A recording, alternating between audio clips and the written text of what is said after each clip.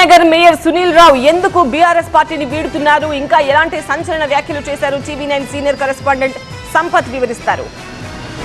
Karimnagar mayor Sunil Rao మరికొద్ది సేపట్లో BRS నుంచి బీజేపీలో చేరుతున్నారు. ప్రస్తుతం సునీల్ రావు నాతో ఉన్నారు, వారితో ఒకసారి మాట్లాడతాను. అంటే సునీల్ రావు గారు ఎందుకోసం సడన్గా ఈ నిర్ణయం తీసుకున్నారు?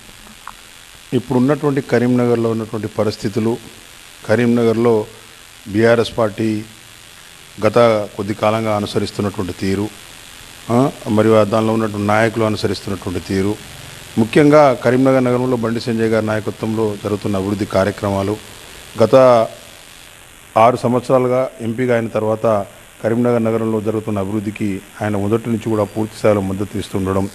మీరు అడోబ్ ప్రీమియర్ ప్రోలో వీడియో ఎడిటింగ్ నేర్చుకుందాం అనుకుంటున్నారా? అయితే ఫ్రీడమ్ యాప్లో ఉన్నటువంటి ఈ ప్రాక్టికల్ కోర్సుని చూడడానికి ఇప్పుడే ఫ్రీడమ్ యాప్ని డౌన్లోడ్ చేసుకోండి.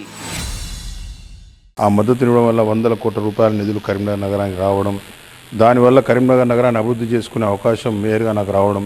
మరి ఇంత అవకాశం కల్పించినటువంటి వ్యక్తికి మద్దతుగా ఉండాలి, ఇంత అవకాశం కల్పించినటువంటి పార్టీకి మరి నా నామంతో సహకారం కూడా ఉండాలనే ఆలోచనతో. ఒకటి సునీల్ రావు గారు, మీరు 5 ఏళ్ల పాటు అధికారాన్ని అనుభవించారు. వ్యక్తిగత ప్రయోజనాల కోసమే మీరు బీఆర్ఎస్ను వీడుతున్నట్టు కూడా మీకు ఎదురుదాడి దిగుతున్నారు బీఆర్ఎస్ నేతలు. ఇప్పుడు బీఆర్ఎస్లో ఎవరైతే ఎదురుదాడి దిగుతున్నారో వాళ్ళ గురించి మాట్లాడాల్సి వస్తే చాలా మాట్లాడాల్సి ఉంటుంది. నేను ఎందుకంటే నా వ్యక్తిత్వం అట్లాంటిది కాదు. నేను ఎదురుదారికి తిరిగే పరిస్థితి వాళ్ళు కనుక కల్పిస్తే నేను మాట్లాడితే వాళ్ళు తట్టుకునే పరిస్థితులు ఉండదు. ఎందుకంటే ఇక్కడ ఉన్నటువంటి బీఆర్ఎస్ సంబంధించినటువంటి పెద్ద నాయకత్వం ఏ విధంగా వాళ్ళకున్న ఒకటే ఎజెండా, టెండర్లు, కాంట్రాక్టులు, డబ్బులు, అంతే తప్పితే వేరే ఎజెండాతో పనిచేయలేదు. మరి నేను మాట్లాడాల్సి వస్తే చాలా మాట్లాడుస్తుంది డీటెయిల్గా, నేను మాట్లాడదలుచుకోలేదు. అవినీతిలో ఏ విధంగా చేసిండ్రు, దానిలో ఎవరి పాత్ర ఏమున్నది, దానిలో ఇప్పుడు ఉన్నటువంటి పెద్ద మనుషుల పాత్ర ఏమున్నది, అవన్నీ మాట్లాడాల్సి వస్తాయి. నేను మాట్లాడతాను ఎందుకంటే నాకు ఉన్నటువంటి క్యారెక్టర్ అట్లాంటిది. డమ్మీ క్యాండిడేట్ పెట్టి రాజ్యం వేయాలని ప్రయత్నం చేసినారు, అవన్నీ ప్రజలకు తెలుసు. నేను వాటికి లొంగలే కాబట్టి అభివృద్ధి చేయగలిగిన. అంటే మీరు సంజయ్ పైన తీవ్రమైన విమర్శలు చేశారు, అతడు మతవాది, అభివృద్ధి కార్యక్రమం జరిగిన.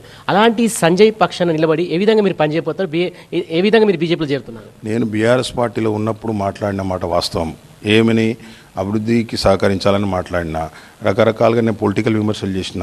కానీ ఆయన ఏ రోజు కూడా, నేను 5 సంవత్సరాలు ఎమ్మెల్యేగా మేయర్గా ఉంటే 5 సంవత్సరాల్లో ఏ ఒక్క రోజు కూడా కరీంనగర్ మున్సిపాలిటీకి సంబంధించి పలానా వ్యక్తికి పనిచేయండి, పలానా వ్యక్తికి టెండర్ ఇప్పియండి, పలానా వ్యక్తికి పనిచేయండి, నేను ఏ రోజు కూడా ఫోన్ చేసిన దాకా. ఆయన ఇంతసేపు నిధులు కావాలిస్తే, ఇక్కడ నా అభ్యర్థి లేకపోతే ఫోన్ చేయగానే స్పందించిండు, నిధులు విడుదల చేసే ప్రయత్నం చేసిండు.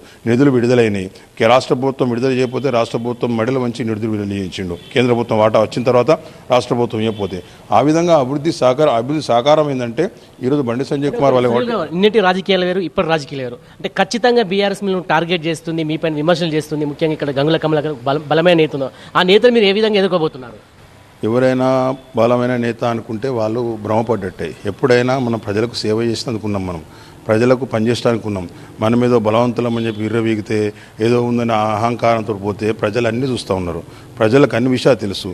ఏ విషయమైనా తట్టుకునే శక్తి భగవంతుని ఉన్నది. ఎవరు ఆ పెద్ద తలకే పేరు మీరు బయట పెట్టబోతారా? అవినీతి పెట్టే పరిస్థితి వస్తే పెడతా. నాకు పట్టే పరిస్థితి కనుక కల్పించే ప్రయత్నం చేస్తూ ఉన్నారు. నేను ఇండియన్ చూస్తున్నాను, రకరకాలుగా ఉన్నటువంటి చెంచగాలతోటి, తాబేదాలతోటి పోస్టులు పెట్టించుకుంటూ చేసే ప్రయత్నం చేస్తూ ఉన్నారు.